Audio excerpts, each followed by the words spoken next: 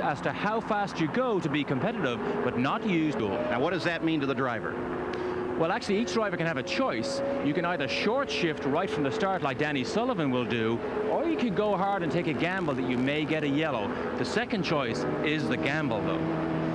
On board with Al Unser Jr., one of 25 cars ready to start this race. Still on the warm-up laps, but ready. The starting grid for the Portland 200 is brought to you by the Sears Die-Hard battery, now with more power when you need it most. On the pole, Danny Sullivan with a new track record, his third pole here. Alongside is Michael Andretti. He won last week at Detroit. The second row on the inside, Al Unser Jr. won his first race here in 1984. And Mario Andretti, a two-time winner here at Portland. Inside the third row, it's Bobby Rahal, who won this race in 1987. To the outside is Rick Mears, who is the current points leader in the PPG World Championship. The fourth row, Eddie Cheever, who is the fastest rookie in this race. Alongside is Emerson Fittipaldi, the defending champion here at Portland. In the fifth row, it's Teo Bobby, last year's pole sitter, and Scott Brayton, who is driving the quickest Cosworth-powered car. The sixth row, Arie Luyendyk, the Indy 500 champion, second here in 1988, and Raul Boesel in the Judd-powered True Sports car. The seventh row on the inside, Didier Taze, the highest qualified Buick-powered machine, and Mike Groff, the 1989 ARS champion. In the eighth row, John Andretti in the second Porsche-powered car, and Roberto Guerrero, who sat on the pole here in 1987. He has Alpha Power. The ninth row on the inside, Scott Goodyear, a Canadian in his first race here, and A.J. Foyt. It's his second run at Portland.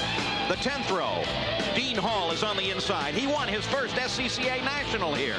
And Hiro Matsushita of Japan, a rookie in this race. The 11th row, Dominic Dobson in his third race here. And Pancho Carter, the winner of the inaugural Michigan 500. The 12th row on the inside is Buddy Lazier, a rookie to the Portland race. And Randy Lewis, a long-time IndyCar veteran. And in the 13th and final row, sitting alone is Tony Bettenhausen, a veteran, making his first start here at Portland. So there's the starting field, but already a problem. This is the defending champion here, Emerson Fittipaldi, and he has trouble. He was scheduled to start in the fourth row, but then rolled to a stop on the circuit. And they are going to work on the car even as they're rolling forward. One of his mechanics has something, it looks like electrical in his hand on the right rear of that wing, so we're not sure, but it looks electrical. Here's what's on the line today as they run the 104 laps, the 200 miles, over $700,000 as the Indy cars behind the PPG safety cars are ready to go racing. 9 turns around here, predominantly to the right, and top speed is 173 miles an hour that they'll touch down the long backstretch here at Portland. The Penske team makes their work on their car while the green flag comes out on the main stretch. They did get Fittipaldi started. He'll roll out of the pits, and look at this run into the first turn. But you see the yellow flag flies from the starter stand, so it's no start. And what an advantage that will give to Fittipaldi, because he is on the roll on the pit lane now. You catch a glimpse of him up in the left-hand corner of your screen there. Fittipaldi, there he is. He will come out and join the field. We were 4 abreast at one stage on the way down to that first chicane. Al Unser Jr. was right down the inside. He did back off before he got to the chicane, but we were 4 abreast, and that's probably the reason for the yellow. So it's no start. Here are the former winners here at Portland International Raceway. Mario Andretti with 2 different victories, everyone else with a single, and of course Al Unser Jr. scored his first IndyCar win here. The field will now have to realign itself. There's Danny Sullivan, the pole sitter, Michael and Mario Andretti. The 15 target car, that of course is Eddie Cheever. Eddie Cheever was another one of the drivers that came down the inside. Earnings this year, Arie Luyendyk already with his Indy win over $1 million. Some pretty good dollars already being earned by many of the top competitors in the Indy cars of kart. So now realignment. And here is Scott Brayton, but you can see he is stopped by the edge of the course. So 2 different cars with problems, and the kart safety team is there. They'll try to get Brayton restarted again, and the field will try to come back into alignment. Hopefully we'll get a green flag this time around. It depends how fast they can get Brayton cleaned up.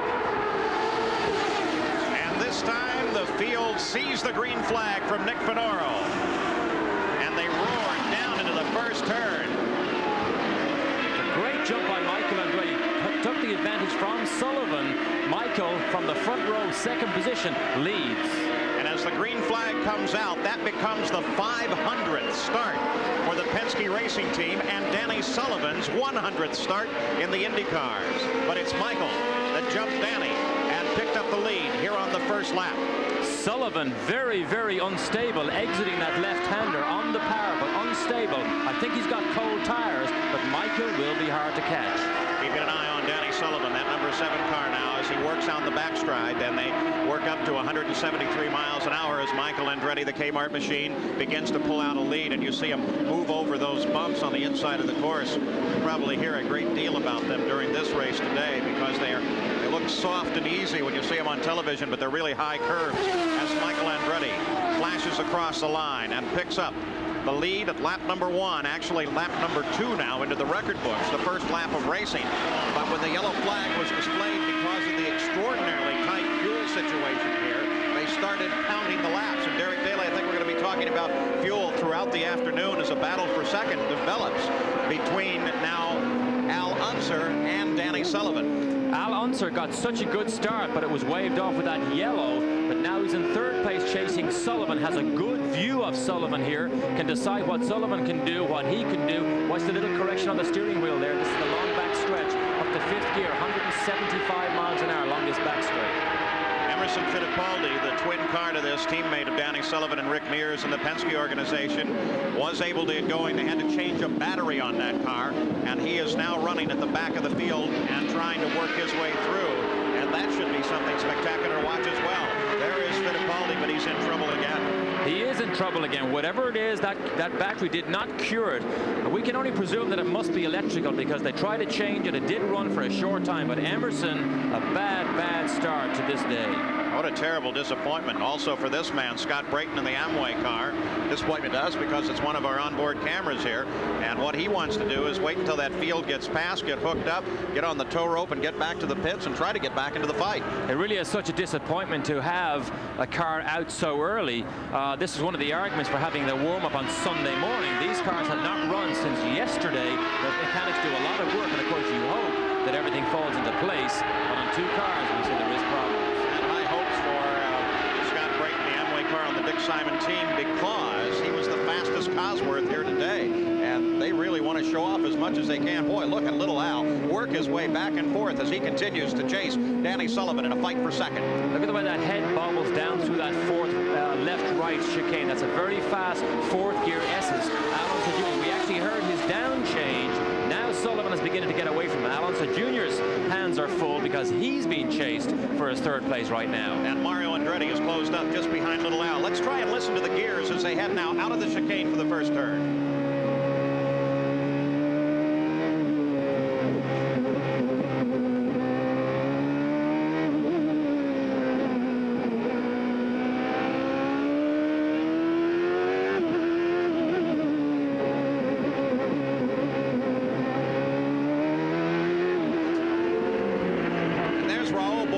The True Sports car, as he pulls by the wayside. Boy, we're having a rash of cars falling out right here at the start. We are, and this is the second problem of the weekend for Boesel. The first one was a lot more major. He had a big crash in practice, destroyed his primary car. This, in fact, is his T car, his X car.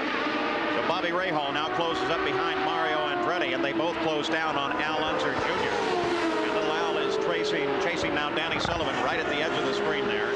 Battle for 3rd place. Here comes Mario, drives to the inside. Very difficult to come down the inside there. Alonso Jr. knows that. All he's got to do is chop across and take the line that he is entitled to because he is leading. But Mario wants Al to know, I'm here, be careful. As soon as you make an opening, I'm going to jump in. Standing yellow flags through the first section of the course because of Raul Boesel's car out on the circuit.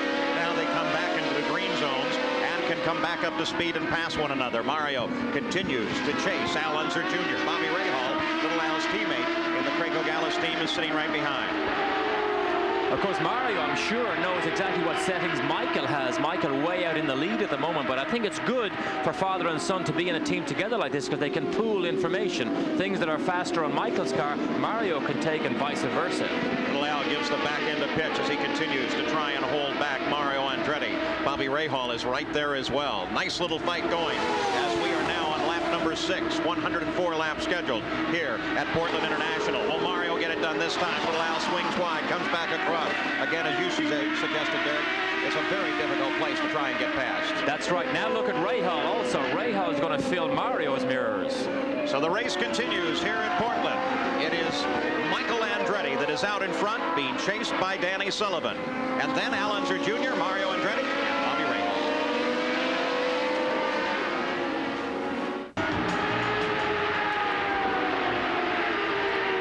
We're back at the G.I. Joe's Budweiser 200, and little Al is having his problems. Mario got by, and now here comes his teammate, Bobby Rahal, and forces his way past. Now, Derek Daly, I suggested that it's problems. It may also just be his tactic. I don't think it's his tactics. I don't think you lose that much on a straightaway like we just saw Al Unser Jr. lose to his teammate Rahal. I think he's in trouble. The suggestion being, of course, that he could be driving as conservatively as possible. He has to try and save fuel right from the start here, and perhaps he is letting those cars pass. But when you let them go that quickly, then you do have to worry that something else is wrong. That's right. I think that is definitely too conservative. There's some concern that he has right now, and it seems to be on the straight, because here's the infield section, and he doesn't seem to lose much time to Rahal, but on the straight, he was very, very slow. Eddie Cheever closes down behind Al Unser Jr. and now starts to fight with little Al for 5th place as well. Through this straightaway, he seems to have all the verve he needs. He's up at full chat. Maybe we could make a suggestion that he missed a gear. That is one sure way to lose momentum on the back straight and have somebody following closely whiz right by. So Bobby Rahal now running in 4th place and trying to catch Mario Andretti. Both Mario and Rahal got around Al Unser Jr. The leader is still Michael Andretti, and he's averaging 107.4 miles an hour. Bobby Rahal. Rahal's still looking for his first win. He has so many second places this year. I'm sure there is frustration about to set in as we catch up with Sullivan, and Sullivan now has his hands full with Mario. So Danny Sullivan, who started on the pole in his 100th IndyCar start, there he is, but just behind him is Mario Andretti, who's now been moving his way up through the field. Let's check in at the pits now. Here's Sally Larder. And I'm with Emerson Fittipaldi's crew chief, Rick Reineman, and you've had some tough moments early in the race. You went out there, the car was dead, you changed the battery, it came back in, you went out again. Right, the battery had died after the first run, but it wasn't a battery that was dead. What had happened, there was a short somewhere, and it had drained the battery. So the next time in, we put a new battery in and pulled out most of the electronics. So right now we're running without a dash, so we have no telemetry to go off. And this is a whole new setup for him, isn't it? Yes, it is, and he seems to be running fine now, but we need to get a couple laps back. Keeping your fingers crossed. Let's go down the pit road to Jerry Plunge. Well, disappointment abounds here at Portland. Scott Brayton has climbed out of his Lola. Scotty, what happened? Well, unfortunately, we got a really great start there when they threw the yellow, and there was a problem with, I guess, the output shaft. I just want to thank Cart for getting me back, because I wasn't sure in the car. It seemed like, the car accelerated great. It was working good. And I went into one there, and it just all of a sudden lost power. And so I thought that maybe just the shift linkage went bad, but unfortunately, it's an awful long ways to come for just not even making the start.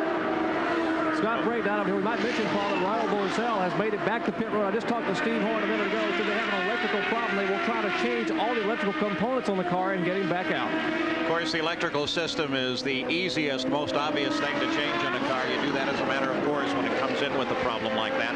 Emerson Fittipaldi has been working his way as hard as he can, but he is still running 3 laps behind the leader of the race, so he has a great deal to make up, currently running in 23rd place. The leader, of course, is still Michael Andretti. The best battle is this one. It is a battle between Mario Andretti and Danny Sullivan, a fight for second. This is a fight for second. Andretti is faster. Now, whether he can get by Sullivan with ease or not, we'll have to watch, but he is a faster car. But Sullivan will hold his line and will make it as difficult as possible for Mario. Mario Andretti with 2 victories here in Portland, the Haviland Kmart car. Looking very strong here today, yet to find his first win this year. Remember, we were told that Sullivan will short shift, and we know that Michael goes hard all the time, so tactics are definitely in play here with the 2 Newman Haas cars and Sullivan. Let's get an update now. Here is Jerry Punch. We are standing by where Raul Boesell's car is being worked on in the pits. Apparently they have been able to get some fire to it. They have changed the battery and the car will fire, but it is missing significantly. Now they're looking for possibly a short somewhere in the wiring harness. And of course that could take all day to try to trace that out here in the bowels of this car. It is a tough break for Raul Boesell and the Budweiser team. Well, electrics can be a very serious problem, and we mentioned that that's the very first thing that they try and change to correct any problem. Earlier, Jerry Punch took a look at the electrical systems. We've all seen Indy cars roll to a halt on a road course somewhere and say they had that dreaded electrical problem. But what's the problem actually with the car? Well, usually the driver may be able to help the crew by saying, well, my dash display has gone out or it's begun to flicker, indicating he may have a voltage problem, so the crew will know to change the battery on the car. But what happens if the display goes out here in the dash and the car quits? Well, you know it's a fuel-injected machine, and fuel injection requires electricity, so it could simply be an all-electrical problem. They will come in, take the engine cover off, and change these 4 components here. Now we're looking at these 3 here. This is the battery, of course, the voltage regulator, which velcros off, and the electronic control module. This is the fuel management system. This unit right here is the capacitive discharge system, or the spark box, which mounts on the left side of the car. Changing these units here, which fit just to the right of the driver here, can take about 40 to 45 seconds on a pit stop. Very quickly done, and if the car then runs, you're in good shape. If it doesn't run, you may have a more serious problem, possibly even a wiring harness short inside the car, and you have to call it a day. So that's the electrical system on these cars. How they change and why. It's all very quick disconnect. As we come back to the battle for second place, Danny Sullivan, the number 7 car, being chased by Mario Andretti, and Bobby Rahal closing in as well as they come for that chicane. Situation, by the way, that is quite controversial here. A number of the drivers are not happy at all that the kart people decide to use the chicane. It's not used in some other races, and the IndyCar drivers, Michael Andretti, the current leader of the race, most specifically says all it does is really unbalance the car. It doesn't really slow them down. Well, that's right. I have yet to find a driver that likes these artificial chicanes that they put in to slow these cars down. I don't think it does the job properly. It just makes the car unstable. It always causes incidents during the weekend. The IMSA cars don't run it here, and they would not like to run it. I know the vote will be 100% against running it, but the kart sanctioning body decide they want to use it. They run the race. They make the decision. Sullivan and Mario work around the 71 car of Buddy Lazier, the Hemmelgarn Racing entry. Let's get this update from Sally Larbick. Well, Danny Sullivan being in second place may just be strategy for him. He told me earlier that he was going to conserve fuel early. He said that he was going to even short shift on the parade lap, and he said that if Michael Andretti went for it, he was just going to let Michael Andretti go. So this may just be strategy on his part. He may just be holding back to finish the race. Well, Derek Daly, you suggested right at the start that this would be a very tactical race. It looks like it's going just that direction. That's right, but it's so difficult to make the correct decision. You're halfway through the race before you really know what's happening. So out in front, it is still Michael Andretti. Danny Sullivan fights to hold off Mario Andretti and Bobby Rahal. Al Unser Jr. runs in fifth. We'll be back with more of the Budweiser G.I. Joe's 200. We're back at Portland with 16 laps complete. Michael Andretti is still the leader, but Bobby Rahal is in trouble. Here's Jerry Punch. Bobby Rahal, an unscheduled pit stop for the Craco team, where they are working in the right rear brake hub area. Barry Green and the crew here now trying to decipher as Bobby is trying to direct the traffic here. Very frustrated. They are working in the right side of the car. Obviously trouble early on for a tough competitor, former winner here at Portland. So the STP car in the pits now. Jim Prescott, who chiefs that car, looking over, and Bobby Rahal extraordinarily frustrated. We mentioned frustration of being second early on. Just look at the gestures in his helmet. He shakes his head, he shakes his arms. He just can't believe that he's out so early, or in trouble so early. On the race course itself, the status quo remains. The fight is at second place. Danny Sullivan with Mario Andretti just behind. The question is, how hard is Danny Sullivan actually trying to keep Mario Andretti back?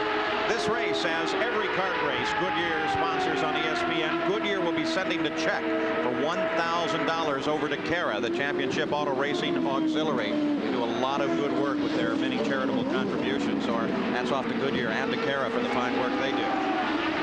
Derek Daly, you mentioned that when you were driving at Le Mans that you folks found some interesting information information about how to conserve fuel in a race car that no one seemed to know before. Well, that's right. The Japanese did a lot of tests with their engines on how to correctly or best save fuel. And we tried 3 different theories at Le Mans because the Group C regulations over there state that you must, the fuel consumption is much stricter than it is over here. What we found was instead of short shifting, which saved just a little bit, rolling out of the throttle about 100 yards before the braking area, not off, just roll out a little bit before the braking area actually saved more fuel. Place. We asked him before the race, how much problem is fuel going to be here in Portland? We complain about fuel, but it's a problem for us everywhere. So it's a reality. You just have to figure it out and have to work at it, and it's something that goes into your game plan for race day. It goes into your calculation. But sometimes, like when I caught Michael on last week in Detroit, where they didn't expect him to go that fast. The track was quicker or whatever, but we were a second faster in the qualifying. And they said, hey, you've got to slow down, but you can't run it like that because we're not going to finish the race. So Danny Sullivan looking at a very tactical afternoon, one that can be most frustrating for a race driver, as he simply can't race. He has to back out of it. Race drivers are race drivers. Their instinct is to go as fast as the car can allow them. Nobody likes this fuel restriction. So nothing changes at the start of this field. Michael Andretti led right to the green flag. Danny Sullivan is still second. Mario Andretti is just behind Lanny. Then Al Unser Jr., Eddie Cheever, Rick Mears, Ari Leindyke, Teo Fabi is 8th. John Andretti is 9th. And Mike Croft runs in 10th. 19 laps complete. We're back at the Budweiser G.I. Joe's 200 with 21 laps now complete. You ride on board with Hiro Matsushita, the number 10 car, as he works his way. He is now running up near the front of the field, though the field has come around to pass him. But Al Unser Jr. was set up just behind him just moments ago, and now he has an opportunity to learn a great deal. There comes Al Unser Jr. past, and Hiro wisely kept a little wide going into the corner, gave him some breath. Look at this. This is looking down at the pedals in Hiro's car. So if we watch this, you can get an idea of exactly what they do. Of course, the right foot sits on the throttle. That's the brake there in the center, and the clutch over on the left. That's right. Now he's on the brake for the chicane. Look at him flick across onto that throttle. What he's doing is he's bringing the engine revs up as he down changes the gears. Back on the brakes, flicks across, changes gear, back on the power again. So it gives you an idea just how much work and how much footwork or dancing there is on the pedals to drive these race cars. We'll watch Matsushita as he works away around the track, as well as watch the pedals. Now, what you may notice is not a great deal of movement over on the clutch pedal. Well, that's right. A lot of drivers do not use the clutch pedal up changing, but most of them use it when they down change. And I can't say I see a little bit of movement on the left foot, but really he doesn't use it very much on the up change. And it's not necessary. The gearbox is designed to handle that. Well, they are. They're what they call straight cut gears. So you can actually, with momentum, engage the gears with very quick movements with your hand. As we watch Matsushita, Bobby Rahal has finally had repairs affected to his car and moves back into the fight. That's Rick Mears, now running in 6th place, that pulls up alongside Matsushita here on the pit straight, and he will come past. Of course, Rick with the Chevrolet engine quite easily able to outpace the Cosworth on the way down this front stretch. Flicks it left and right into the chicane in 3rd gear. Back at the 4th, we heard him just change there. And back to the double apex right-hander, which is 3rd gear. Matsushita is running 1 lap off the pace, running in 17th right now. Rick Mears now tries to work his way up through. Now, some people may wonder, because they've heard his name pronounced a number of different ways, and I think we've been guilty of it, but the truth is that the family name Matsushita. But as Hiro comes to the United States, he would really prefer now, he says, for all of us to pronounce his name as Matsushita. So we're going to adhere to his wishes. We asked him that yesterday. You're on board with him now as he works his way around the circuit. Here's the rundown. 20 laps complete. We are at the 24th lap now, but this is the rundown as of 20. Out in front, it is still Michael Andretti.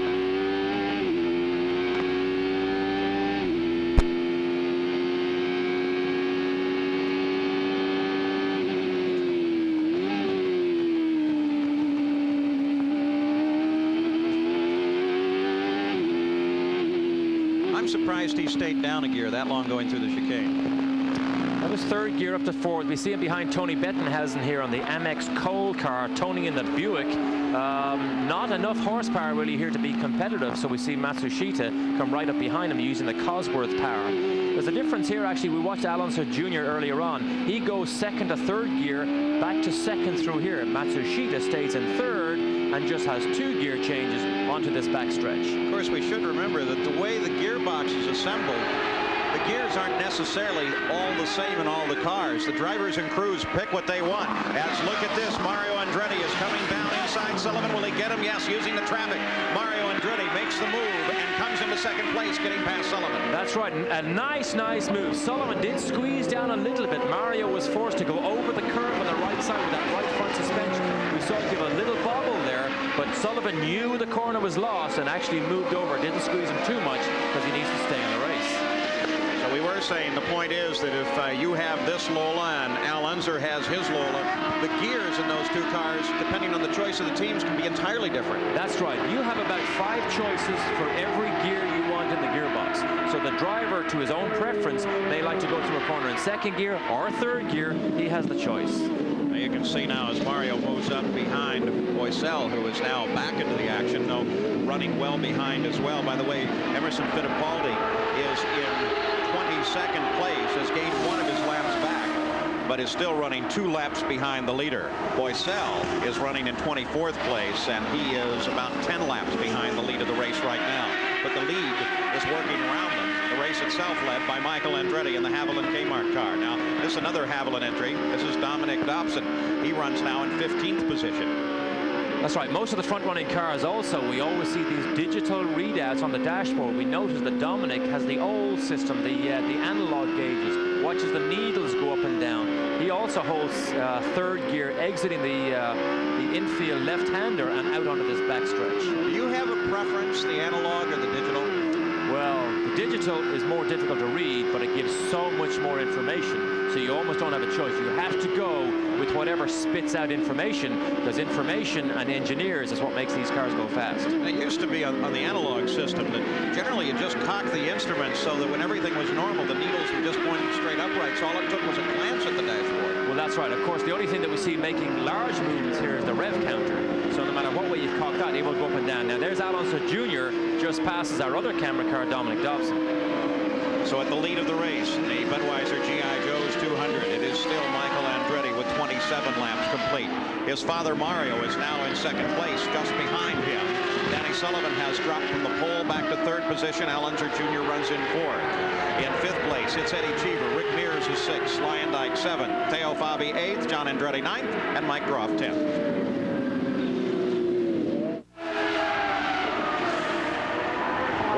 The Budweiser G.I. Joe 200, Portland International Raceway. Eddie Cheever currently runs in fifth.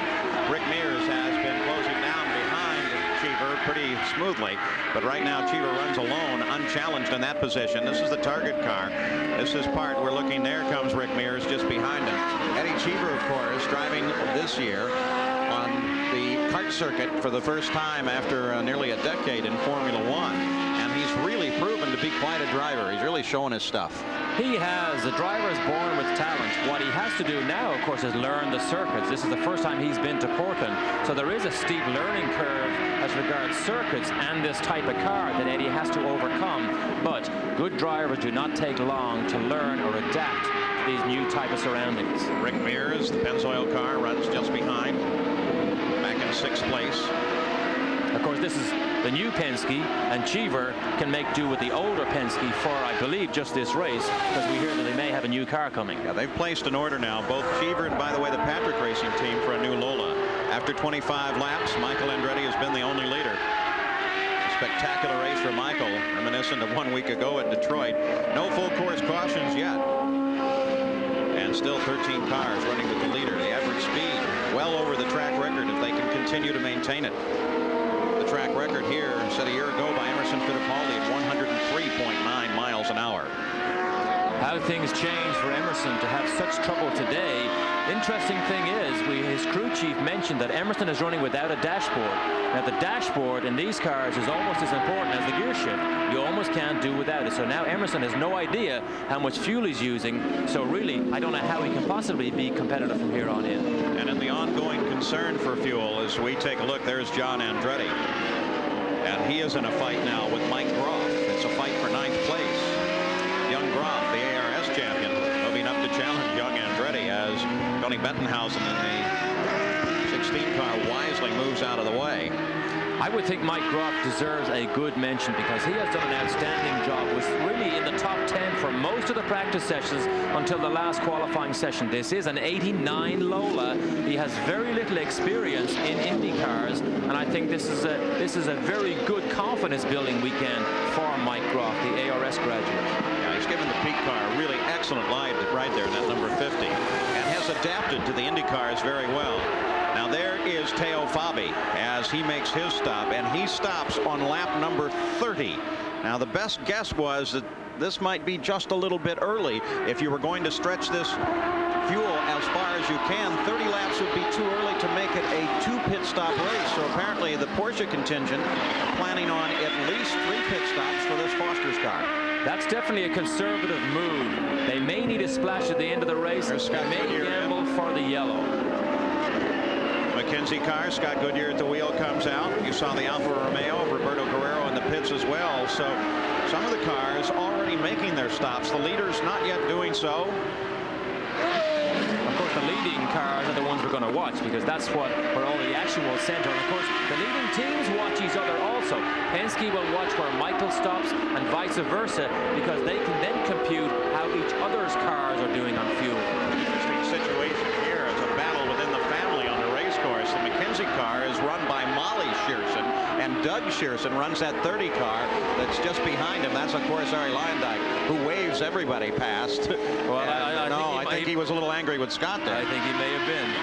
Emerson Fittipaldi working his way up through the field now. Still well back, though, running at 21st place, and still 2 laps off the lead of the race. Let's go to Sally Larvik. And Denny Sullivan in the pits taking on new tires and fuel. This is the way they planned it. They wanted him in on this lap.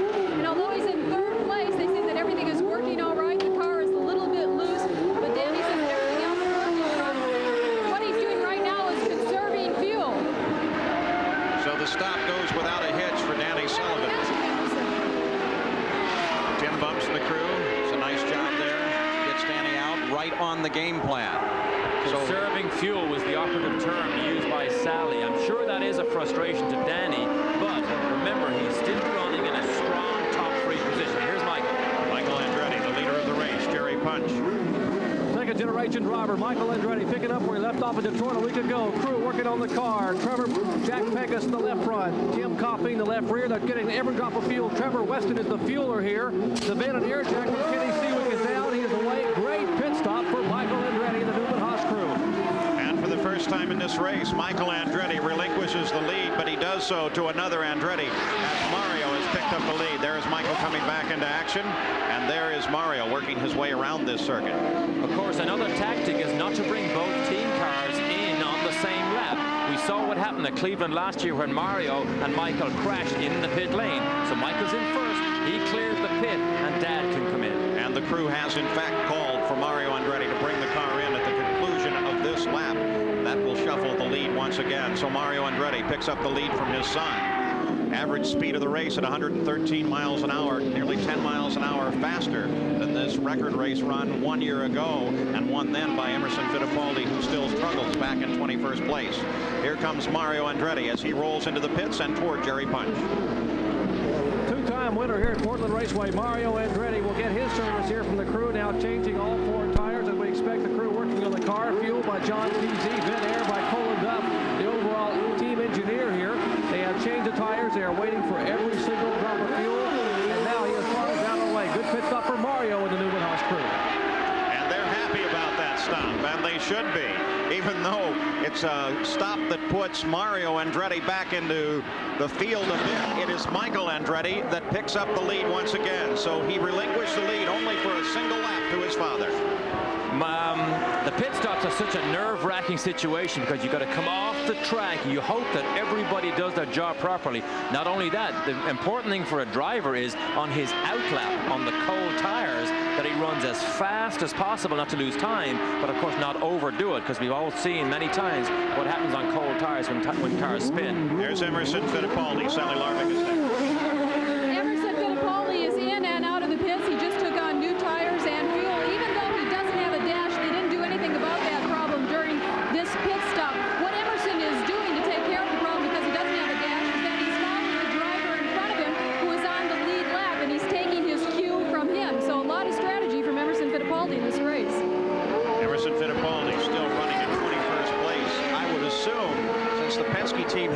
telemetry that the telemetry is gone as well in its connection with Emerson Fittipaldi's car. Michael Andretti is back in front, 35 laps complete.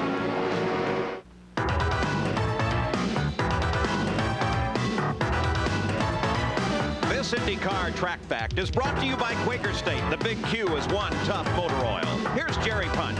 Innovation is an everyday occurrence in IndyCar racing. What may look like a normal IndyCar that's Foster's Quaker State Porsche is quite radically different from 1990. Externally, you won't see any changes, but we remove the engine cover, and you'll see quite a difference here in this chassis design for 1990. Now, behind the rear axle, normally you would see the transmission in a Penske or possibly a Lola. Not the case here. The transmission has actually been moved in front of the half shaft up in this section right here. Well, that's normally where the turbocharger would lie. Where's the turbocharger? Well, it's been moved up in the front of the engine compartment, just behind the driver, back in this section here, which of course puts more weight toward the center of the car and will help with handling. Also a major difference for this 1990 March chassis, the exhaust headers come forward. Rather than going backward, as you see in the Lolas and Penske's, they come forward, come under here, and this is the exhaust port right here. Well, therein lies a problem. Somewhat of a growing pain for the 1990 March. Last week at Detroit, this exhaust header here sent so much heat out against these fuel lines it caused vaporization of fuel and thus fuel starvation, eliminating both Teo Fabi and John Andretti from the field. Now they've had their growing pains for 1990, but a radically different design in this March 90 chassis, and it's going to work sooner or later here for Derek Walker and the team. One of the more technically advanced cars we have on the circuit at the moment. Actually, that was the turbo intake. The exhaust outlet is on the other side. There are an inlet and an outlet on each side of that car.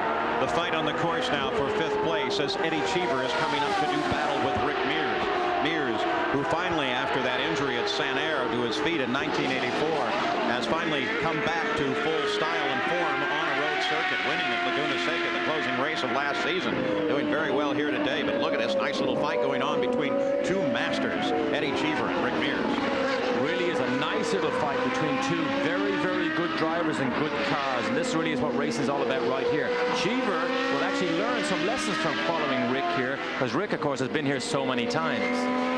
The report out of the Penske pits is that Rick is complaining that his tires aren't holding like he would like them to. So on the next stop, they will have an opportunity to deal with that. But based on the window that they use for the stop, for Rick Mears, the next stop will be his last stop in the race. So he, for the time being at least, will have to run 35, 40 laps without any change in his situation other than what he can do in the cockpit, which is considerable. Well, it is considerable. He can adjust the front suspension or the rear suspension, make it softer or harder, whatever he likes. Sometimes, though, if the tires are not right, he doesn't want to disturb the car because then he upsets it for a good set of tires that he can put on at the next stop. The fight we're watching is for 5th place as Rick Mears currently occupies that position. And there is Scott Goodyear in the pits. Obviously, this is unscheduled, and obviously there is a problem with that car. Any speculation, Derek? We saw the crew chief or one of the mechanics almost going to take the windshield off, so it looks like it was possibly he was going to do some major surgery. They elected not to send him back out, but this is a shame because Scott Goodyear and this new O'Donnell racing team really have done an excellent job this year. Top 10 finishes 4 times this year. Here comes Cheever as he now challenges inside Rick Mears. Can he get it done? That's Didier Tays in the Tune-Up Masters car just ahead, the Vince Granatelli entry. But the battle is between the yellow Pennzoil car and that red and white Target car. And Rick Mears peels off into the pits. Whatever the problem was, they decided that it was something they would have to bring him in for. And Sally Larvik is there watching as Mears rolls in.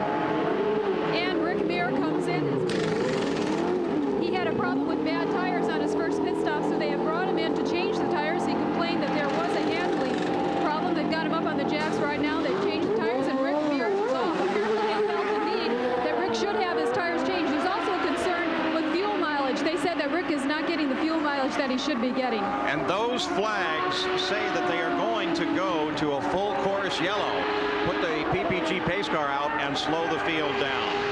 Right. There's Roger Penske watching his car. The pace car is out. He'll be back.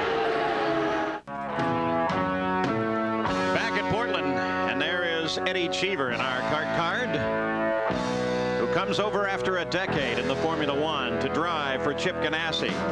Today he drives a Penske, but very soon he will have a Lola, a brand new 1990 Lola in his hands, and they expect he will move up even more than he has already. He's displayed a great year driving that car. Now circling the track behind the PPG pace cars, Eddie Cheever runs in 5th place.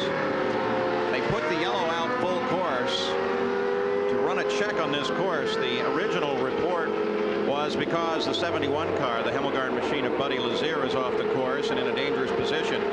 So it gave them an excellent opportunity to get the field slowed down, get that car into a safe place, and get the entire course checked out before we go back to racing speed. This is something most unusual for Eddie Cheever, to have a rest after 42 laps in a race, because he's never had a full course yellow situation in Formula One, because they just don't do that. They prefer to just use localized yellows to clean up the situation. So this is the most unusual and the first time, I believe, for Eddie to actually run slowly in the middle of a race. Buddy Lazier in the 71 car is now back and rolling and will head back into the pits. What this will do is change entirely the picture that we were discussing as to the fuel consumption. Mario Andretti just radioed to his pits. This will help immensely. Guess what? Now the cars run slowly. Now they don't use any fuel, or not much fuel, for 3 or 4 laps. So suddenly they have extra fuel to run harder from here to the end of the race. Let's go down to Jerry Punch in the pit lane. While they are working on the Dominic Dobson car, apparently they've discovered now, they've diagnosed a burned spark plug wire. So they're changing all the wires. They had an electrical problem. They changed the amplifiers and all the things we showed you a little bit ago in one of our track facts about what they can change quickly here in the pits. And they are trying to decipher what the problem is. They found a burn through wire, or a shorting wire, on the Dobson car, so he still sits in the pits here. We might also update on Scott Goodyear, the young Canadian driver who came in the pits a little bit ago for an unscheduled stop. He has a steering problem. They're not really sure what it is. It may be a Heim joint somewhere in the steering mechanism, but he's having trouble using all his strength to turn the wheel. He will not last many more laps unless they can get the car in and get it fixed. By the way, some other updates on racing action here. Aaron Brassfield won the Trans Am yesterday. He's now second in the points behind Tom Kendall. And Paul Tracy won in the ARS race held earlier this morning. Now, fuel consumption has always been a concern here at Portland. Sally Larvik takes a good look at the precautions some teams use. In a road race where fuel is critical, it's important that a driver be constantly aware of his fuel situation. This is done in a couple of ways, through radio communications from the pits and by looking at his own electronic dashboard. Now, in the past, most of the drivers relied on a fuel light to tell him when he was running out of fuel. But now they use a fuel meter. This meter is zeroed when the driver comes into the pits for fuel, and then it counts up the number of gallons that is used. When this reaches a certain number, the driver knows to come into the pits for fuel. In fact, some teams place that magic number on the steering wheel so that when this number matches the number on the meter, the driver knows to come in for fuel. Now, with all this strategy, there's still no guarantee that a driver will not run out of fuel.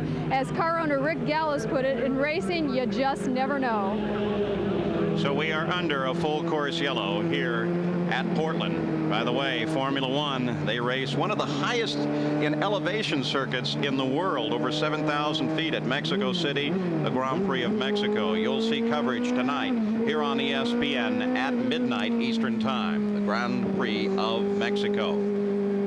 Here in Portland, it is an Andretti day thus far. Michael Andretti grabbed the lead right at the start. His father Mario took over for a lap during the stop, and in the pits they do everything they can to conserve every ounce of fuel. Jerry Punch is in the pits. Checking on the fuel mileage, a la Sally Larvik's comment a minute ago about some of the magic windows the drivers may have here. Apparently pretty good mileage for the Andrettis. Now, just talk to some of the people here in Mario Andretti's pit. He is getting 1.807 miles per gallon. You're required to get 1.8, so he's doing real well there. They're a lap ahead of schedule as far as the pits are concerned. And engineer Tony Sakala here is behind me, and the crew have told him, just watch those fuel lines coming up on your digital gauge, and we'll be okay. Working around behind the PPG pace car now. By the way, a couple of updates relative to racing. Carroll Shelby, the great designer and racer, had a heart transplant, is now resting at home. We wish him well, as we do Gary Bettenhausen, who has now moved to Methodist Hospital in Indianapolis after his problems in Sacramento. And Dennis Torres, one of the photographers here on the circuit, is still recovering from his problems. As the green flag comes out, the Andrettis, Michael, then Mario, out in front of this field here at Portland. Sullivan is back in third place. Is in a little bit of traffic, but we saw him just duck in behind Scott Goodyear because Sullivan does not want to lose touch with the family fight we have running up ahead here with the two Andrettis. So from Michael Andretti. Will it be a runaway again?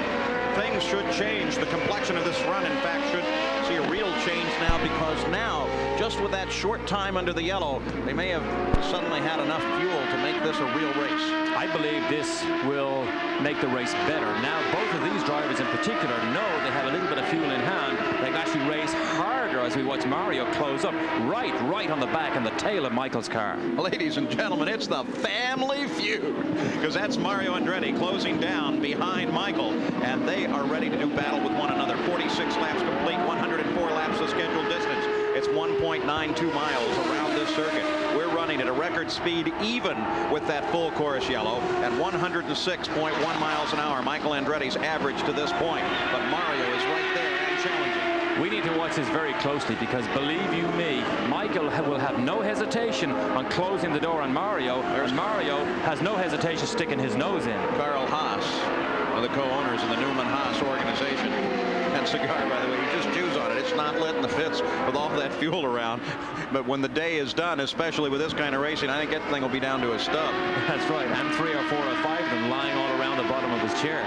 So Michael Andretti tries to hold off his father. Looking back in third place, there comes Danny Sullivan now. Just behind him is Al Unser Jr. And then Eddie Cheever, then Rick Mears, then Arie Luyendyk. Let's go to Sally Larbick. And the reason you saw Danny Sullivan back off a little bit was because Cart said that he passed Raul Boesel on the yellow, and in order to make things okay, he had to get behind Raul again. So when he took the green flag, what he did is backed off a little bit and went behind Raul, but that doesn't change his position any at all. That's one of the good things that CART does. They will radio and tell Sullivan, look, you made a mistake. We give you the option to correct it, or we take you in for a stop and go. So that's one of the good things about CART, that they don't just disqualify or penalize somebody immediately. On board with Al Unser Jr., the 4th place runner right now.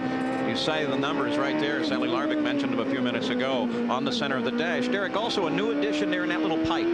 That's right. Al Unser Jr. has an interesting cockpit here. Number 1 is the pipe, the little pipe on the right side of the cockpit there. That is an air duct that goes down in under his seatbelt and down into his uniform. What that does just blows cool air over his chest area, because it gets very hot and fatiguing driving these cars. The other thing is his helmet strap. Now, we usually only see helmet straps on oval tracks because there's such high G-forces. Al Unser Jr. uses one here for the right-handers on the infield, which gives you an idea just how fast these corners are here and how high the G-loading is. He reached up and grabbed his helmet for a moment there. What might that have been? Well, it might have been open a little bit. When they crack them open, a lot of air circulation suddenly begins to whiz around inside the helmet. Sometimes it makes your eyes water, so maybe he was just closing or adjusting his visor. And a car off, that's Randy Lewis in the M car. Quick little spin, no trouble. And the course marshals signal him back onto the circuit if he doesn't stall it at that point. This is another Buick car, one of the few Buicks. We have 3 in the race here. This is a PC-17 Penske, and Lewis is allowed a push start. If he can start it, he can restart and get back in this race. But we don't know why he spun, so he will. We see him try and bump start it right here. Going to make all the track marshals very tired if he doesn't start it soon. I think the marshals are actually going to try to get him down into the pit entrance if they possibly can, get him off of the circuit. You have to give a lot of credit to the course marshals on these. I mean, look at them. They're out there exposed. The rest of the cars, even though there's a standing yellow in that section, they're still moving very quick. That's right. It's such a thankless job. We never appreciate what they do, but if they weren't there, we would be in all sorts of trouble. All right, now let's watch those yellow sections of the course.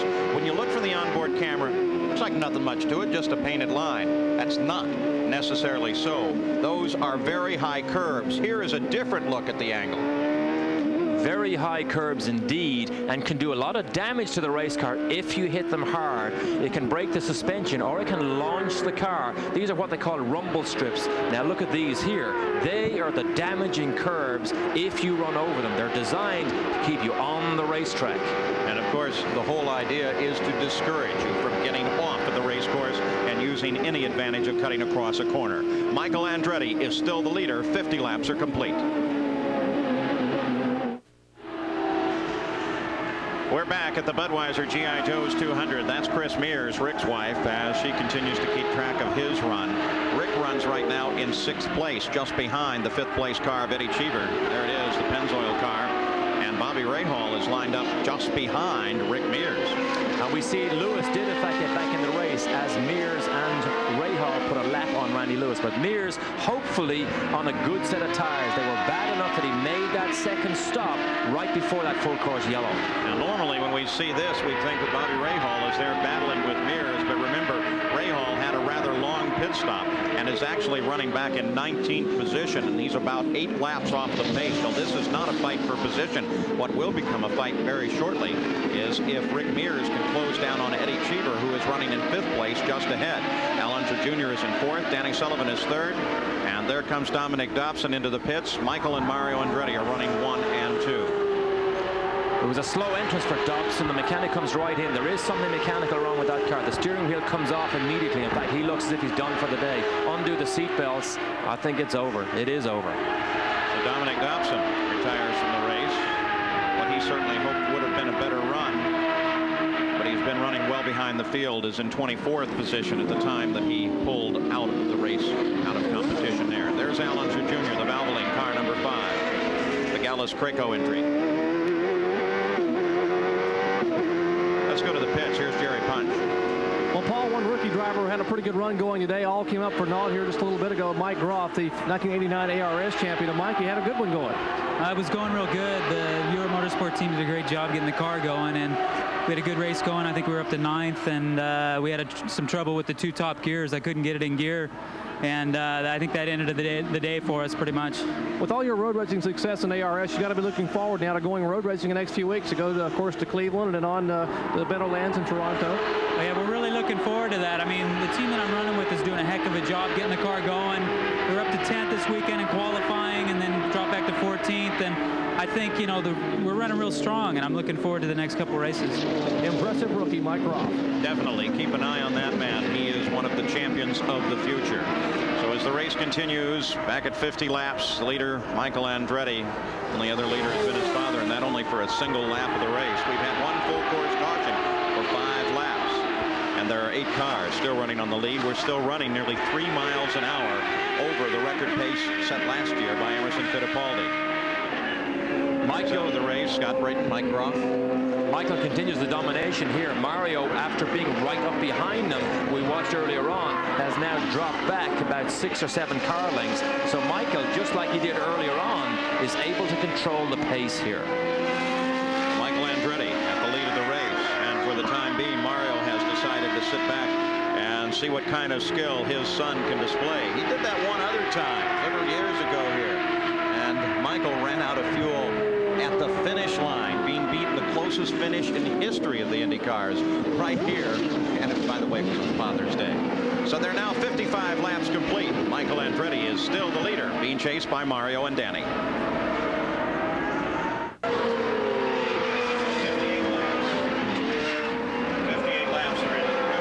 58 laps are into the record book here in the Budweiser G.I. Joe's 200. We watch the battle back at 13th place now between the number 10 Panasonic car of Hiro Matsushita and Dean Hall lined up just behind him in the number 19 machine. Now Hall has a lot of experience on this course. Dean Hall won his first Formula Ford National here, and from time to time has held a number of different track records here as an SCCA road racer. And then he went on to Indianapolis in this car and really, I think, made a bit of a star name for himself because he was so consistent and good and slowly built up his speed all month long and had an excellent month. So Dean Hall showing very good form, having come up through, and he's an ex-ski racer, in fact, I believe. Downhill skier, one of those guys that tries to go as fast as you can straight down the side of the slope. This probably seems slow compared to what he does on skis when there's no protective cockpit around him. He is also, like many of the new drivers, Eddie Cheever being another example, wonderful to talk to. Will spend a lot of time, has a great sense of humor. It's good to see those kind of guys coming into IndyCar racing. That's right, nice bit of variety. Learning his trade here. 2 rookies learning the trade. Of course, mileage maketh a man. They need to stay on the track, not make any mistakes, because miles under your belt teaches you so much more than just quick, short spurts in practice. So it's a fight for 13th place. Matsushita, Dean Hall. There's Danny Sullivan with Al Unser Jr. closing in just behind him. This is a fight for 3rd place. On board the Valvoline car now, Al Unser Jr. Watch how much his head bobbles and weaves around here. Look, up and down all the time. Now, to tell you or to show you why that happens, or a lot of the reason why it happens, look at the front suspension. Look at that top wishbone stretch out there to the front wheel. There's virtually no movement whatsoever when he brakes and goes into the corner. Watch the chicane here. Watch that front suspension. Look over the chicane, left and right, hardly any suspension movement. They're so stiffly sprung, these cars, to make them corner so fast. In the meantime, a fight for 6th place now beginning to develop. Rick Mears and Arie Luyendyk. There is Mears on the pit straight. Arie Luyendyk comes around Tony Bettenhausen and continues his pursuit. That, of course, is the SDP car. Bobby Rahal just ahead, but is running well off the pace. But Rahal has been moving up. He's now running in 18th position owing to that long pit stop he suffered in the early going of this run. Arie Luyendyk, the Indianapolis 500-mile race winner, his only IndyCar win. But he has really not sparkled since then. They've been having a lot of trouble. He really has not had a good weekend at all here. A lot of push in that car. Didn't like it, and of course he changed the car dramatically for the final warm-up session and did like it. Said he thought it would be better for race day today. Now he has moved up to 7th place, but I don't believe Luyendyk is quite happy with this car yet on short ovals or on road races. By the way, a lot of activity in the Shearson team, the team that owns this Domino's Pizza car. Bob Tezak of International Games has now purchased a 50% share of that team. He'll be partners now with Doug Shearson, and they are already talking about a 2-car team for next year. That's right. More and more of these teams are going to 2-car operations. Personally, I believe it's good, because with 2 good cars and good drivers, as we watch Michael Andretti put a lap on Dean Hall and now Matsushita, both with 2 good drivers, you get double the information. So as long as you have management strong enough, watch Michael duck down the inside here, thought better of it in case Matsushita came over on top of him. But if you have good management, I think 2-car teams are better. There's one of the things that you do have to be careful of as Michael Andretti works his way past Matsushita. Even despite the fact that everybody that comes to this has a lot of experience, you really have to be careful when you roll up to pass someone. We asked Michael, you finished well in Portland with 2 second-place finishes. Your thoughts on this race? I enjoy racing here. I've had some good results. I've had some good races. One most memorable was 1986 when I lost to my dad. Who knows how many inches, couple inches, and that one hurt a little bit, but in the end I was happy for that. Michael Andretti, is he on his way to a victory here? 62 laps are complete. The report out of the pits now is that we are probably, look at him come over that corner. He really is using it. We talk about how high those curves are. Michael's using them to his advantage. Well, that's right. In fact, that curve there that we saw him drive over, that's about the only one of the track here that you can ride up over the top of it. There is a smooth top on that curve, and we see lots of black tire marks across, and most of the drivers do use it to make that S, which is 4th gear and very fast, just that little bit faster. The interval there, you saw it between 1st and 2nd. Michael Andretti back to Mario. Look again. There comes Michael through. There is Mario. 1.7 seconds separate the two. Michael Andretti is still the leader. Pit stops are expected in just about 7 laps, and if everything goes on the game plan, that should be the last stop of the race. So Michael Andretti leads. Mario is 2nd, then Sullivan, Alonso Jr., and Eddie Cheever. We'll be back. We're back at the Budweiser G.I. Joe's 200. Michael Andretti is still the leader of the race. The number 9 car is, of course, the Granatelli Tune-Up Masters car. Vince Granatelli, the owner of this, one of the Buick-powered machines. Didier Tays, a former ARS champion, really trying to make a name for himself and doing a pretty good job of it. He runs in 9th place right now. He is doing a good job. He doesn't make many mistakes. We saw in Detroit at the last race, there was a fire when he had to jump out of the car and sprained his ankle. But he has got the Buick here, and there is a disadvantage. It's not as powerful as the other Cosworth cars or Chevrolet. But Didier Tay is still showing that he himself, as a driver, has the talent to get the job done. We close down on the pit stops now. They should only be, in fact, a few laps away. There's Danny Sullivan closing up with the number 7 car just behind Tay. Sullivan is the 3rd place competitor right now. There is Rick Mears running back in 6th place. And just behind him, of course, remains Arie Luyendyk in the Domino's Pizza car, trying to catch Mears, trying to gain some of his repute back. He has not done well since the Indianapolis 500. Here's Jerry Punch. Canadian rookie Scott Goodyear's had a litany of trouble today, Paul. And Scott, we told everyone about the problems you were having with steering, but that's not what put you out. No, well, it's unfortunate to break our good string. We've had 5 races this far and 5 finishes and 4 top 10s with the Mackenzie Lowell. I've been very pleased, and the group's done a great job for me. But unfortunately, part of the way through the race today, the steering started to get very heavy. I tried to work with it as best as I could, and then I did want to make sure I wasn't in a dangerous position out there and endangering other people. We came in, checked it, went back out, and we still started to have the same problem. Came in and hopefully repaired it, and now we seem to have a motor that was been misfiring a little bit all day, and unfortunately, I think we lost the motor in the Mackenzie car. Tough break for Scott Goodyear. Paul? Tell you what, he's going to be good as well. He's really very, very smooth here in his rookie year in the Indy cars. There's Rick Mears, Arie Luyendyk just behind. The battle is for 6th place. It is. Luyendyk looks to be closing just ever so slightly on Mears. I'm not sure he's that much faster, but it may come down to pit stops, which should be coming up soon, and the Penske people would try and get Rick out and gain some track time. Pit stop, you've already suggested, can just be fraught with all kinds of trouble. Almost anything can go wrong. You can overbrake going into the pit. You can kill the engine. Something can go wrong in the stop. There's a car off the course. Looks like Tony Bettenhausen.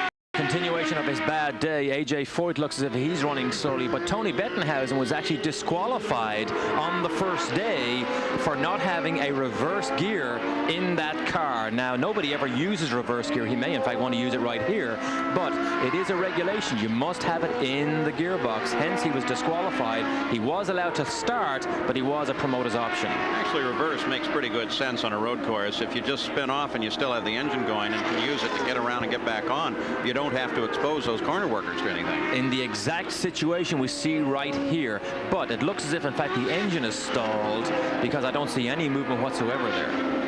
Sometimes you ask, well, why can't they just push it and bump it and get going? And sometimes you can, but the reality is that engine now is so hot that as soon as it stalls, the fuel begins to percolate in the fuel lines, air gets in there, and it makes it really tough to get it restarted. Very tough. Of course, the good thing about CART, they usually bring out a tow truck, which makes it a lot easier because the speed is higher. But Tony Bettenhausen is in trouble right now. All right, so out in front it is Michael Andretti who leads this race. He is chased by his father. Pit stops anticipated momentarily. We'll be back.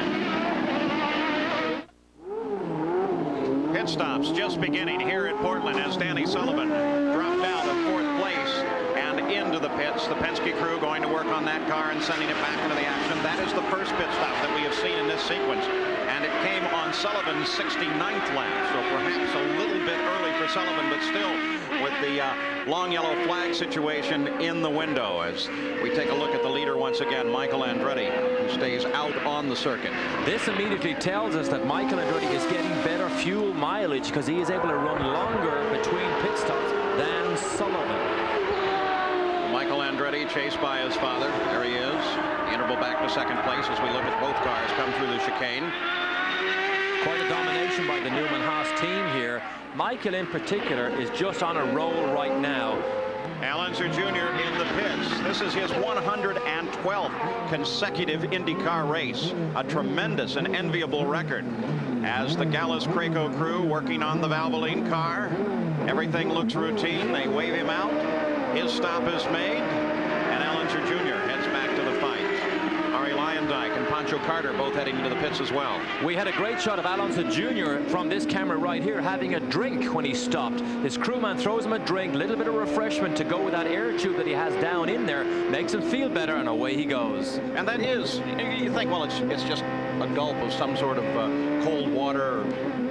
That makes a world of difference because this is a sport that requires so much concentration. Jerry Punch as the leader comes in. The Newman Haas crew going to work on the lead car. Michael Andretti, the young driver, trying to hold on.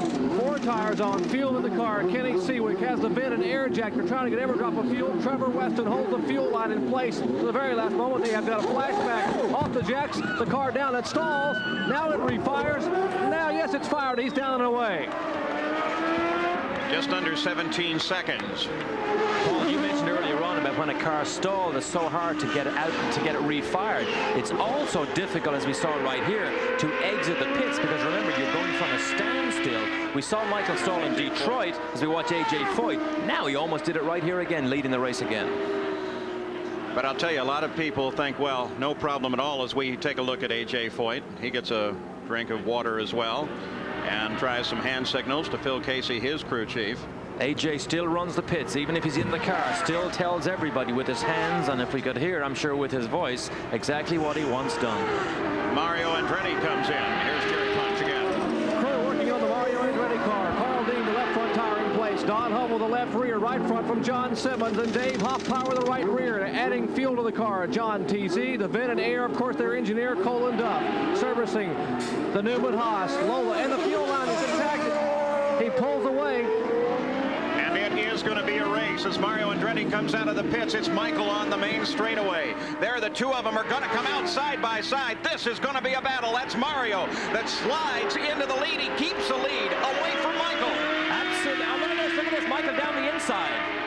Michael comes by his father, surprises him, I think, as he darts to the inside. Mario still coming up to speed just a bit. That's right. One of the reasons Michael can do that, he's already done a full lap and he's warmed those tires. We mentioned cold tires earlier on. That's the reason Michael got the slingshot out of the chicane, and now he's back in first place again. Okay, Dad, are you going to stand for that now? Are you going to let your son pull that one on you? I think we're going to have a great fight here now.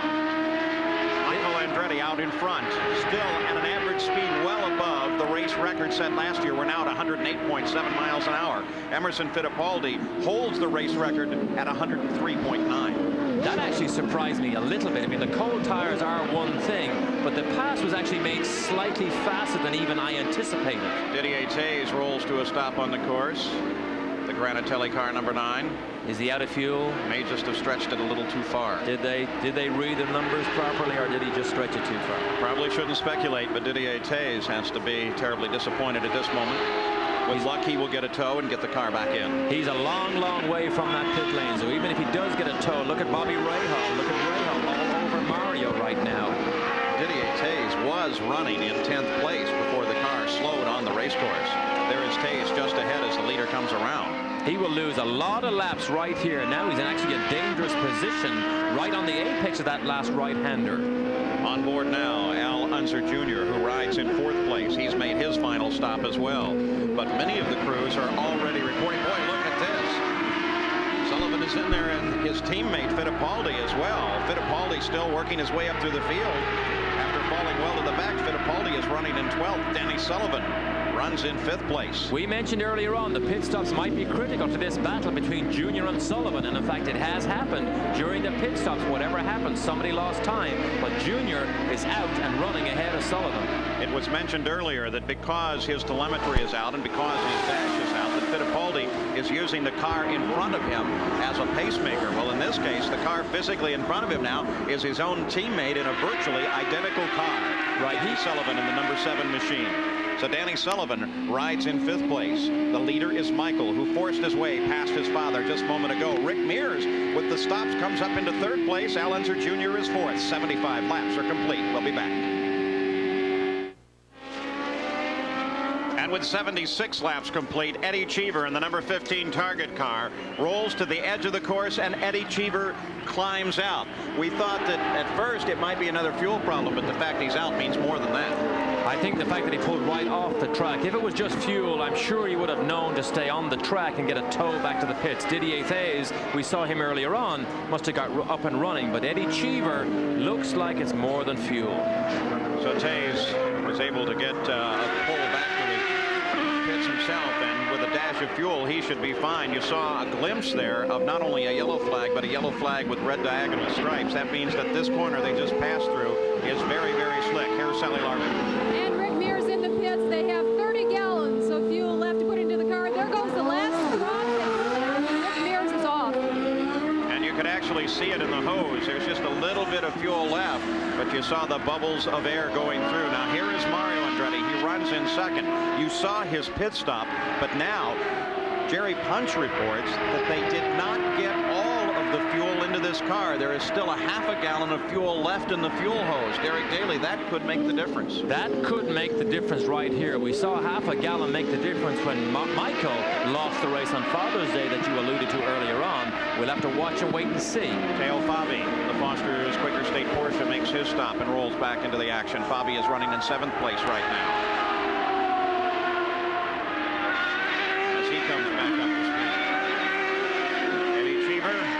Foot for the first time in the day. Walks back in the Oregon sun. what continues to be an absolutely beautiful day. The CART Indy cars have an enviable record of great races. As we take a look at the race summary now, Michael Andretti out front, dominated this race, picked up the extra point for leading the most laps so far, a point that by the end of this season could be absolutely critical. Danny Sullivan, of course, got the point for being the pole sitter at this event, and there's still 8 cars on the lead lap. Those cars out of the race thus far: Brayton, Groff, Dobson, Scott Goodyear.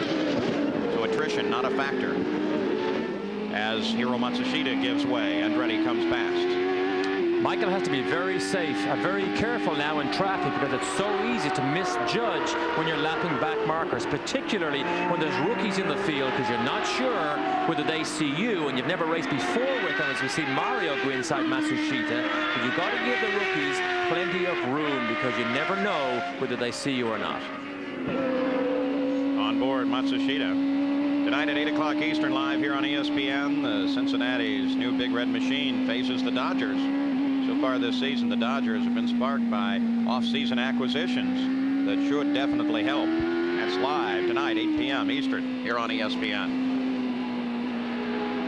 Matsushita works his way around the course. Again, another one of the older, the analog dashes. 79 laps are complete. We're running down to what should be a spectacular finish here in the CART Budweiser G.I. Joe's 200.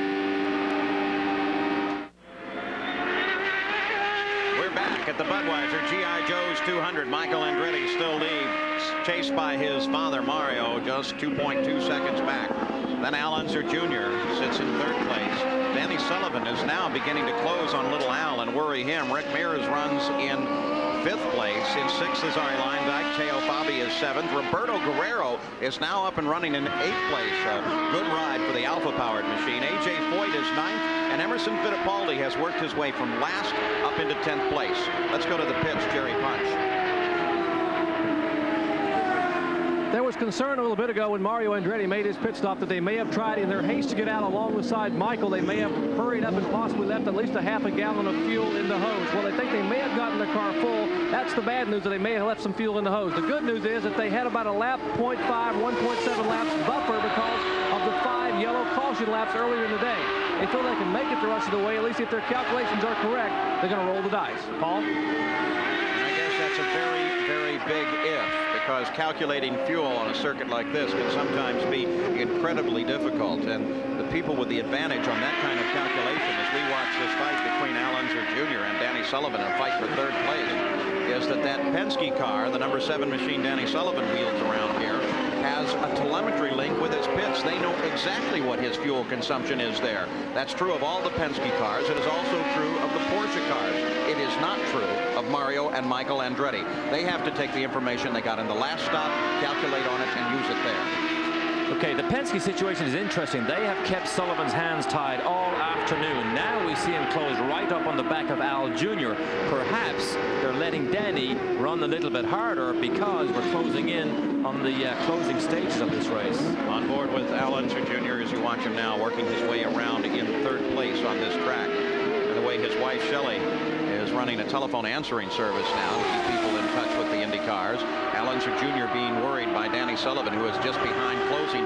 And I think Sullivan is now picking the pace up and racing just as hard as he can. I think he is. He's having to look down the inside of Junior there, telling him, I'm right here, you better watch yourself. But it looks to me, or it looks to us, as if Sullivan is pushing the pace a little bit more right now. It's a beautiful blue sky overhead, but Al has no time to appreciate the scenery. The only scenery he can see is sitting in those rear view mirrors, and that happens to be full of Danny Sullivan. That's right. We got a good shot there of Al Unser Jr. inside the car on his right elbow. He has an elbow pad on there, very much like the pads the skateboarders use. That gives you an idea how you can bang yourself around the inside of this car and do injury unless you got it. You see it on the right arm there, the little blue pad, like an elbow pad, to protect his arm from all this vibration and corrections. He also has one on his left arm there. See the way it rubs up against the side of the cockpit when he makes all those corrections? Self-preservation right there. Anybody who says this is not a physical sport, just take a look at the kind of protection they do wear. Here comes Danny Sullivan on the pit straight once again. The fight is for 3rd place. Al Unser Jr. is there. There's Shelley Unser. She watches in the pits, trying to keep track of her car, her husband, and hoping that before this is over, she can make the run down the pit road and show up in victory lane. That's Sandy Andretti right there. Her husband leads this race. but she is always apprehensive. You don't get a lot of reaction out of Sandy until the checkered flag flies. And as you saw last week, she really lets go. It's never over till it's over. Not the saying when that checkered flag, because it's so many times there's a lot of action on the last lap. Tried but true, and tested often here. The fight continues for third place. Look at Sullivan, has a look down the inside again, reminds Al Jr. all the time, I'm right here, I'm right here, I'm going to take advantage if I can. Al Jr. though is so good at keeping his line and is one of the hardest drivers to pass because he maintains his line and a good line all the time. And it is difficult to pass here, despite its width. There's not a whole lot of opportunity to pass someone under braking. It's very difficult. Well, that's right. We see the classic situation there at the chicane. You must chop down to the apex. Right here, you must chop down. Two cars cannot fill that one small space. That's why it's so difficult. Well, Michael Andretti runs in the lead. Mario Andretti is in second. Al Unser Jr. third. Danny Sullivan fourth. 85 laps are now complete. We'll be right back. On board with third place, Al Unser Jr. Now you notice just over the top of his steering wheel, a yellow light. It occasionally flickers on. Don't make the mistake of thinking that that is a low fuel indicator light. It's an oil pressure light. From time to time we see it flicker throughout this race. Usually when he's soft pedaling through some of the corners, it doesn't appear to be a problem. That's right. These engines are set for the light to come on about 40 pounds. Anything below that, which is still fairly safe, the light flickers on just as an indicator that on off throttle positions, the oil pressure is just below that 40 pounds. Looking back now for the 8th running car, and there it is, the number 20 machine. The Miller Genuine Draft car of Roberto Guerrera, Alpha Power here. Another one of the teams, the Patrick Racing International, has reportedly ordered a new Lola, which should be in shortly, and they will shift away from this March chassis that they're currently using. That's right. This is very much one of the development programs going on throughout this season. Alfa Romeo, this new car built by March just for this Alfa Romeo package, they're not that happy with it. They feel it's a little bit heavy. They're not quite sure whether it's good enough or not. Hence the purchase of the new Lola, because that's a proven entity. They will then do a back-to-back between both cars and decide what's the best way for this development program to proceed. Indy Cars of Kart with Michael Andretti leading the field here, running through a series of road races now. They go from here in 2 weeks on the 8th of July to the Burke Lakefront Airport in Cleveland. On to Toronto.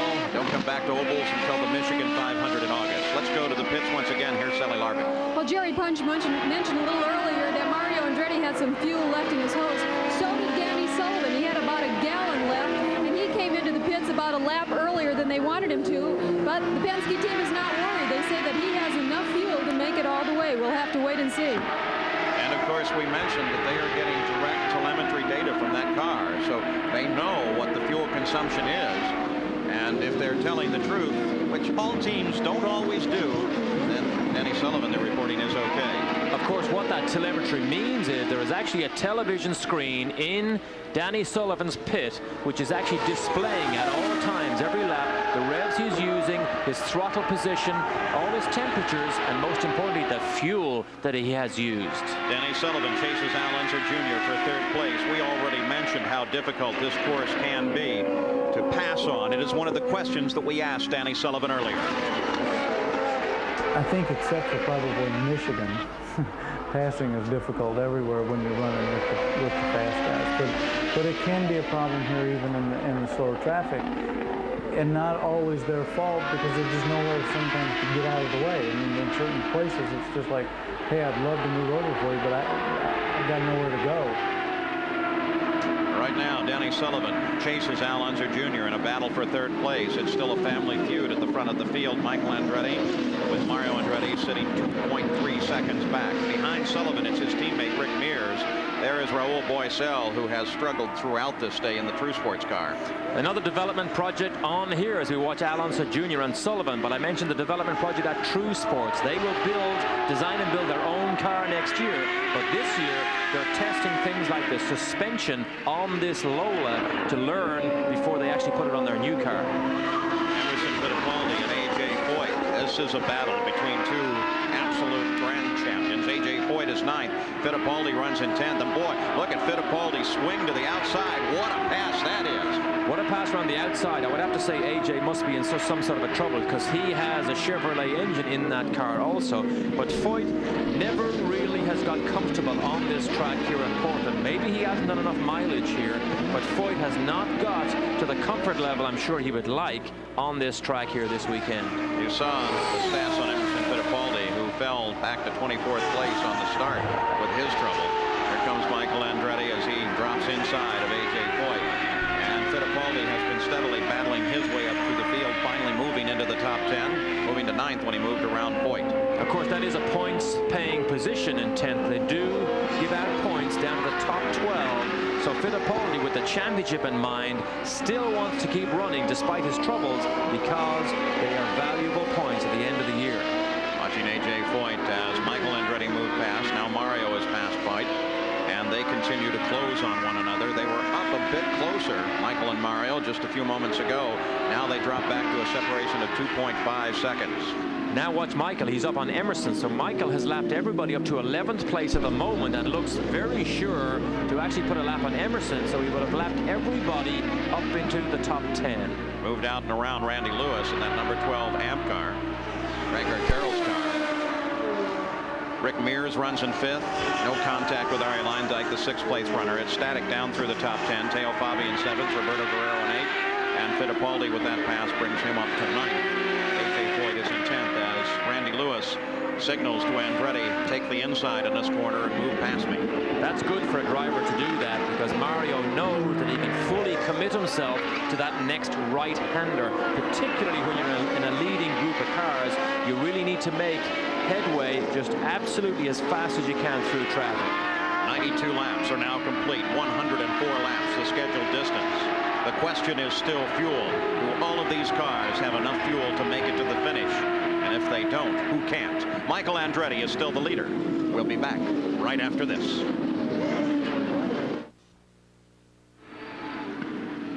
The Indy cars of CART are racing in the Budweiser G.I. Joe 200 here in Portland International Raceway. The closing laps now. I'm Paul Page with Derek Daly, Sally Larvick, and Jerry Punch. And Shelley Unser is really worried as she keeps track of the battle between her husband and Danny Sullivan. It is a fight for 3rd place. And there they are, the Valvoline car out in 3rd place at the moment with Sullivan in that number 7 machine sitting just behind him. Michael and Mario Andretti are out in front. They're just about 6 seconds ahead of these two cars. But Derek, the gap is beginning to close between 1st and 2nd, and that battle for 3rd and 4th. There's Pancho Carter in the number 29, the Hardee's car, as he works his way around this track. Good to see Tony Bettenhausen, the Amex Cole car, got running again. So obviously he got hooked up behind a tow vehicle and did fire that car up again. Pancho Carter, probably the oval track expert. I'm sure he wouldn't mind me saying that to him. Adapting well here to road course, but Pancho Carter, his best finish, as you can see there, was 9th in 1989. Running 11th right now. What I was trying to suggest was as Sullivan and Al battle, they're coming further forward, beginning to catch 1st and 2nd. Is perhaps in the Newman-Haas team there's some sort of tactic being played where they're slowing down and letting this battle catch up?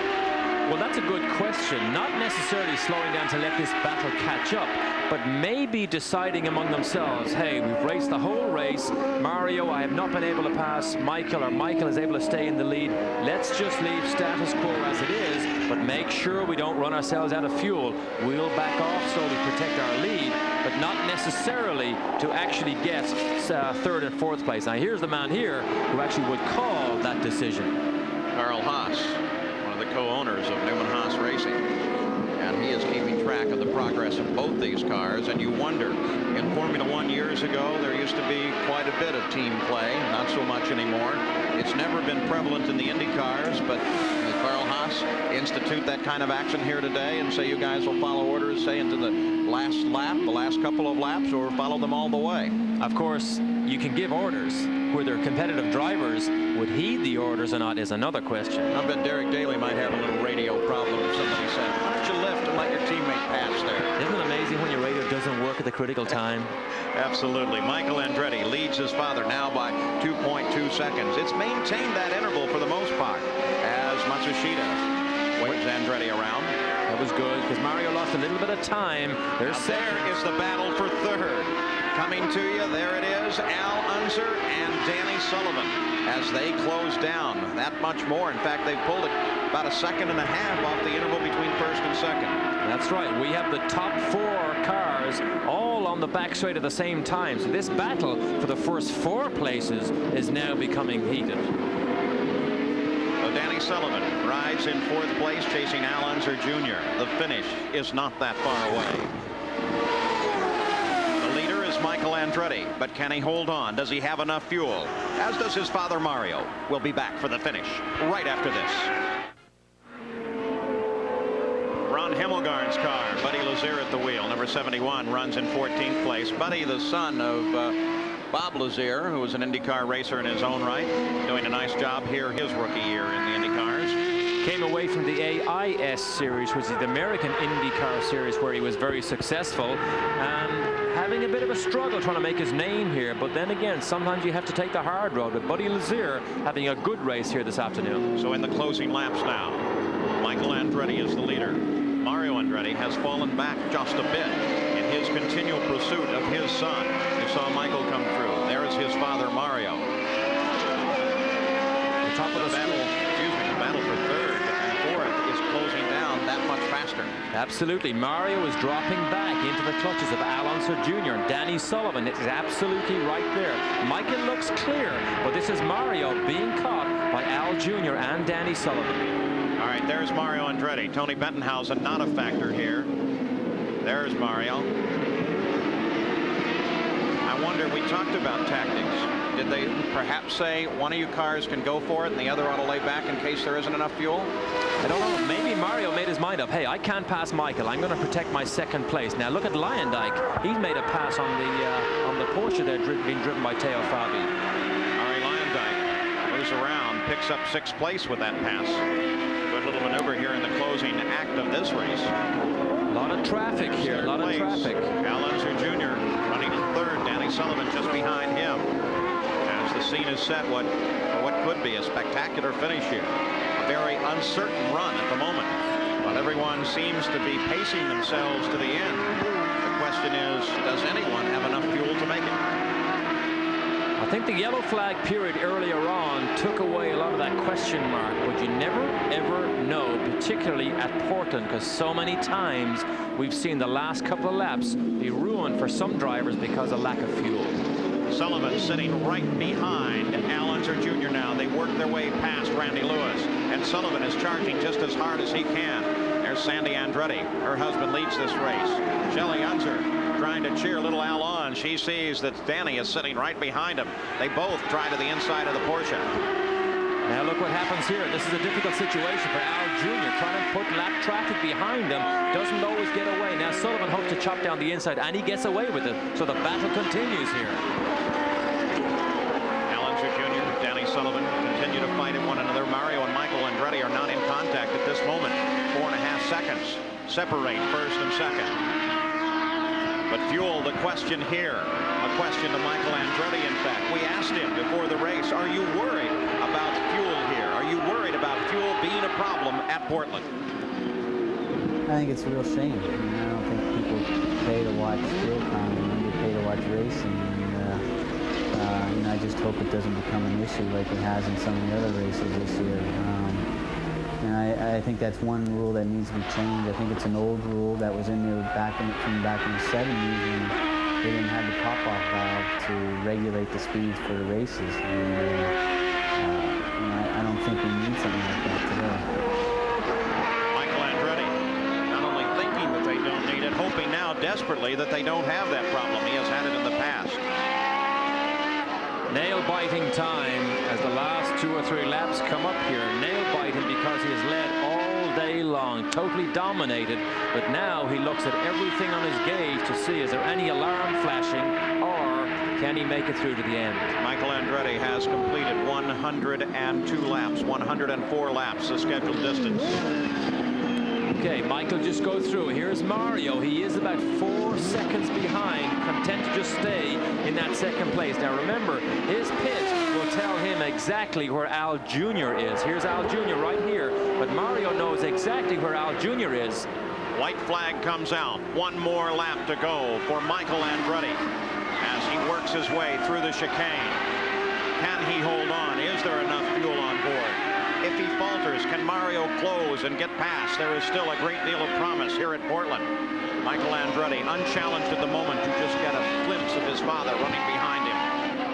The battle, too, closing between Al Unser Jr. and Danny Sullivan. I can guarantee you now, Michael is just talking to himself and to his car inside his helmet, hoping he doesn't have a Milwaukee repeat of 2 races ago. Michael Andretti won 1 week ago on the streets of Detroit. Some say that he is driving finer than any other driver in the series and has been for some time, failed only by his equipment from time to time. So will Michael Andretti make it?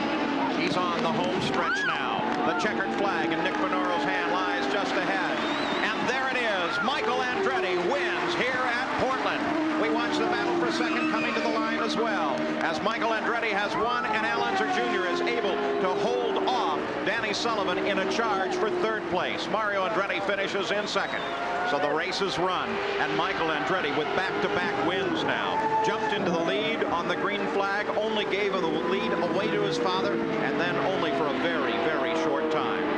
So it is the Haviland Kmart Lola, the Newman Haas entry, that wins here in the Budweiser G.I. Joe's 200. Mario Andretti comes home in the 2nd place. Al Unser Jr. unofficially is 3rd, followed by Sullivan, Rick Mears, Arie Luyendyk, Teo Fabi, Roberto Guerrero, Emerson Fittipaldi, and A.J. Foyt. Well, Michael Andretti has picked up the win. This Sears Road Handler Winner's Circle interview is brought to you by Road Handler Treadlock Radials at Sears. Tough tires you can trust. Here's Jerry Punch.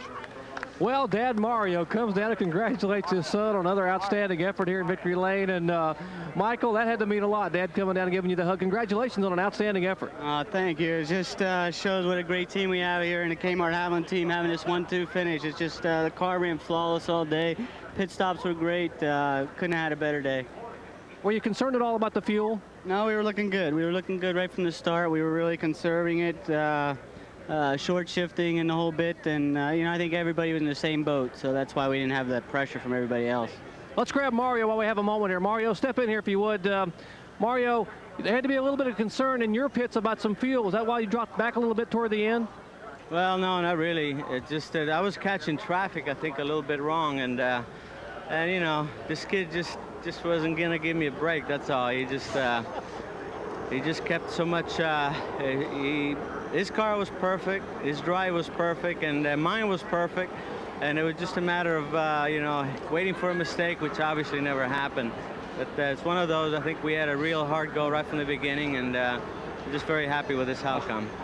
He learned from one of the best. The Andretti's here, 1-2 at Portland.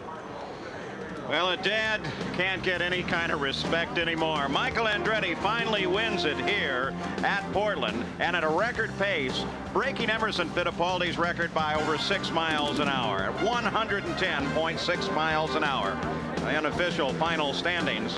And with this, Michael Andretti takes a step forward in the point standings. He's really going to move up into 4th place now, sending Rahal back into the 5th position in the PPG IndyCar World Series battle.